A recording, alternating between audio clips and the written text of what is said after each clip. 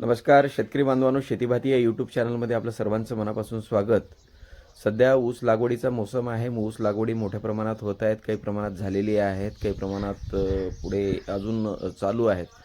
अशा याच्यामध्ये अवस्थेमध्ये आपण जेव्हा बेने निवड असेल किंवा बेने लागवडीची पद्धत असेल किंवा बेने कुठल्या पद्धतीनं लावावं, 1 डोळा 2 डोळा 3 डोळा, त्याला व्यवस्थित पूर्ण छाटणी झालेली असावी किंवा खाली यावर्षी पावसाचं प्रमाण खूप मोठ्या प्रमाणात झाल्यामुळं मुळाची संख्या खालच्या बाजूनं जी उसाला असते ती मुळाची संख्या आल्यामुळं तिथला डोळा जो हे निष्क्रिय झालेला असतो तो डोळा काढून टाकून किंवा बेण्याची निवड म्हणजेच पुढे आपल्याला उत्पन्नाचा स्रोत आहे तो, आणि तो पूर्ण म्हणजे उत्पन्न चांगल्या दृष्टीने घेण्यासाठी आपण ज्या छोट्या छोट्या चुका करतो त्या चुका आपल्याला पुढे उत्पन्नामध्ये घट निर्माण करतात, आणि त्याच्या संदर्भामध्येच हा आपण व्हिडिओ बनवत आहोत.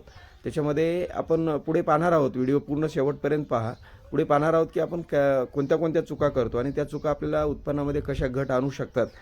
तर हीच विनंती आहे की ह्या चुका न करता आपण चांगल्या पद्धतीने बेने निवड करावी, चांगल्या पद्धतीने बेने लागवड करावी आणि आपण आपलं उत्पन्न वाढवावं.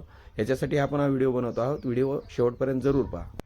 मित्रांनो, ऊस लागवडीचे प्रमाण बऱ्याच प्रमाणात आपल्या भागामध्ये वाढलेलं असून पण ह्याच्यामध्ये ज्या चुकीच्या ज्या पद्धती असतात, थोड्याशा चुकीच्या पद्धती करणं ह्याच्यामध्ये आपलं खूप मोठं नुकसान होतं.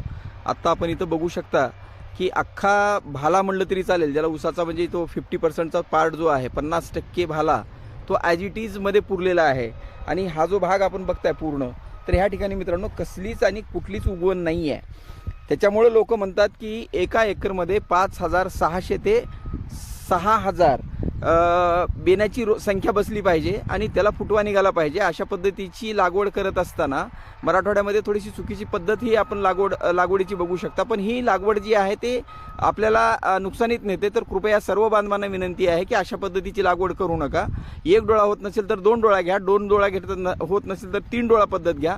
पण 3 डोळ्याच्या वरचा जो हे आहे तो पार्ट जो आहे ते तर थोडं चुकीचा पार्ट आहे. आणि बेने वापरत असताना जर समजा तुम्ही खालच्या भागाचा, यावर्षी खूप मोठा पाऊस झाल्यामुळं खालच्या भागाला जर मुळा असतील तर ते बेण्याची प्रक्रिया चुकीची होते. ते वापरण्याची जी ही आहे क्षमता त्याची कमी झालेली असते. ज्या ठिकाणी मुळा फुटलेल्या असतात तिथं डोळा जिवंत नसतो.